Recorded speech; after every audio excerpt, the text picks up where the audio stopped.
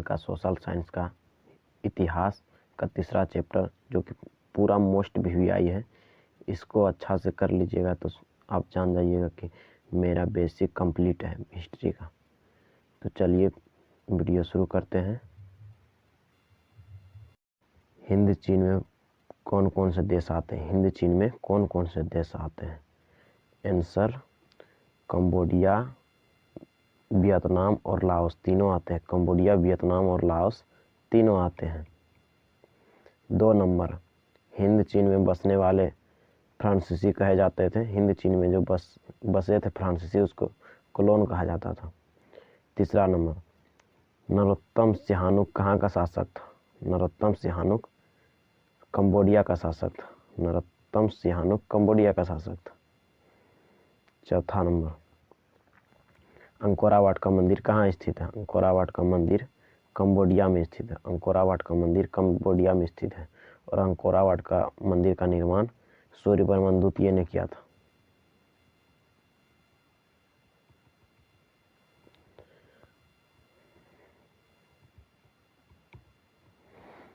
5 number, the history of the loss of Vietnam किसने लिखा था?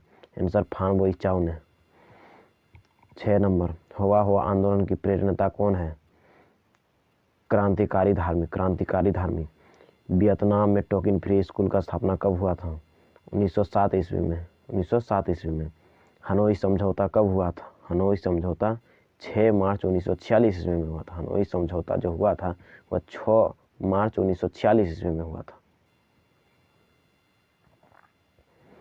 9 नंबर, निम्नलिखित में से किस प्रसिद्ध दार्शनिक एक अदालत लगाकर अमेरिका को वियतनाम युद्ध के लिए दोषी करार दिया? Answer Russell. 10 नंबर, हिंद चीन क्षेत्र में अंतिम युद्ध समाप्ति के समय में अमेरिका के राष्ट्रपति कौन थे? निक्सन।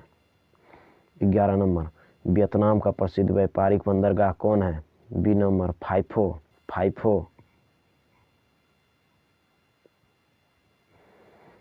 12 नंबर, वियतनाम में रहने वाले फ्रांसीसी क्या कहलाते थे? Colon.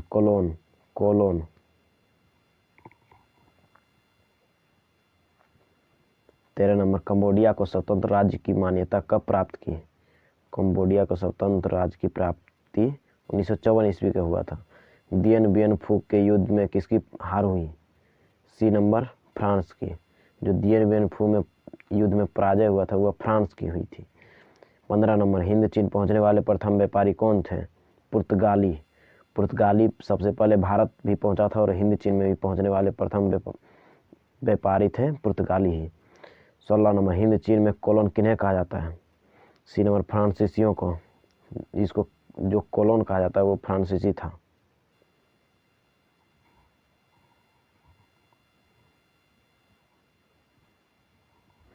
17 number, the history of the loss of Vietnam के लेखक कौन है?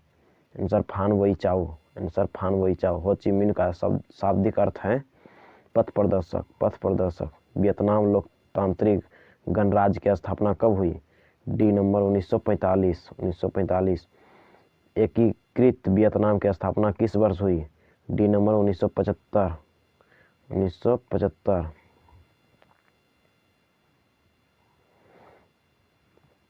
21 नंबर, मार्च 1946 फ्रांस और वियतनाम में कौन सा समझौता हुआ था? हनोई समझौता।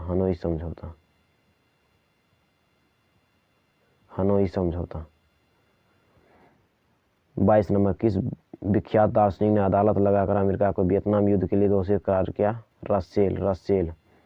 किस राष्ट्रपति के शासनकाल में अमेरिका ने पहली बार वियतनाम युद्ध में भाग लिया था? और निक्सन। वियतनाम युद्ध की समाप्ति किस अमेरिका राष्ट्रपति के समय हुआ? और निक्सन।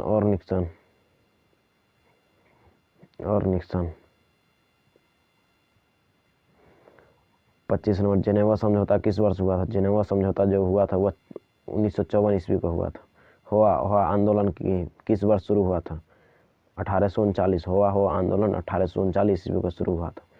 हुआ आंदोलन मोस्ट VVI है, यह 1839 ईस्वी को हुआ था। 27 नंबर,